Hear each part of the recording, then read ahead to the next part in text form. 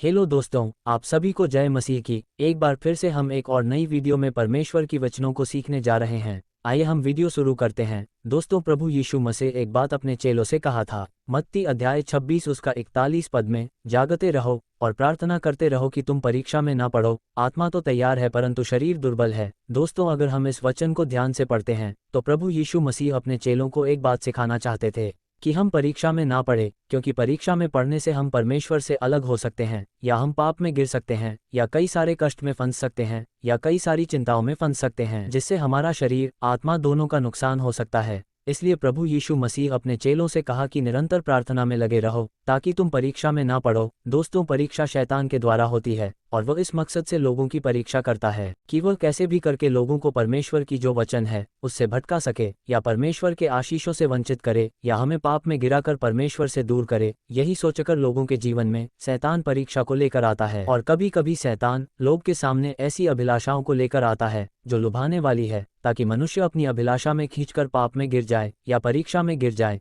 जैसे कि धन की अभिलाषा। 1 तीमुथियुस 6 अध्याय उसका 9 पद। पर जो धनी होना चाहते हैं वे ऐसी परीक्षा और फंदों और बहुत सी व्यर्थ और हानिकारक लालसाओं में फंसते हैं, जो मनुष्य को बिगाड़ देती है और विनाश के समुद्र में डुबा देती है। दोस्तों, प्रभु यीशु मसीह नहीं चाहते कि मैं और आप परीक्षा में गिरे। प्रभु यीशु मसीह चाहते हैं कि हमारे जीवन में परीक्षा ना आए। इसलिए वह अपने चेलों को सिखाते हैं कि प्रार्थना करते रहो कि तुम परीक्षा में ना पड़ो। दोस्तों, इस वचन में एक बात और है। अगर आपको परीक्षा में नहीं पड़ना हो तो आपको प्रार्थना करने की जरूरत है। हाँ दोस्तों, प्रार्थना एक ऐसा हथियार है जो शैतान की हर एक योजना को नाकाम कर सकती है। उसके बारे में कहता है इफिसियों 6 अध्याय 10 पद, यदि हम पढ़ते हैं तो परमेश्वर का वचन कहता है, इसलिए प्रभु में और उसकी शक्ति के प्रभाव में बलवंत बनो। परमेश्वर के सारे हथियार बांध लो कि तुम शैतान की युक्तियों के सामने खड़े रह सको। अगर आगे हम पढ़ते हैं तो वहां पर 14 पद में लिखा है, इसलिए सत्य की कमर कसकर और धार्मिकता का झिल्म पहनकर और पाँव में मेल के सुसमाचार की तैयारी के जूते पहनकर और इन सब के साथ विश्वास की ढाल लेकर स्थिर रहो, जिससे तुम उस दुष्ट के सब जलते हुए तीरों को बुझा सको। और उद्धार का टोप और आत्मा की तलवार जो परमेश्वर का वचन है ले लो। इन सब को लेकर सबसे जरूरी बात यह है कि 18 पद, हर समय हर प्रकार से आत्मा में प्रार्थना और विनती करते रहो, और इसलिए जागते रहो कि सब पवित्र लोगों के लिए लगातार विनती किया करो।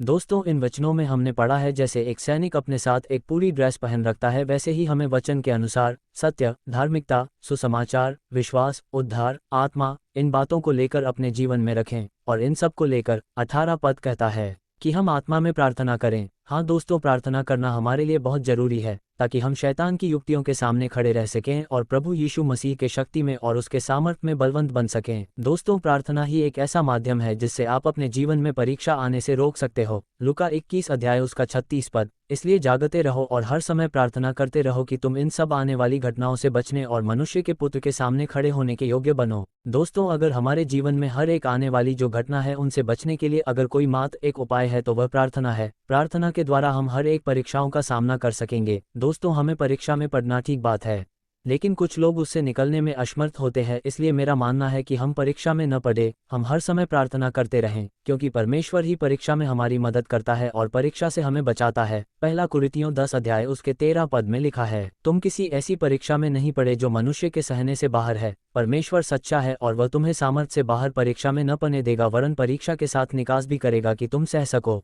इसलिए अपने लिए, अपने परिवार के लिए और कलीसियाओं के लिए निरंतर प्रार्थना करते रहो। आप सभी को जय मसीह की। Please subscribe my YouTube channel and share this video.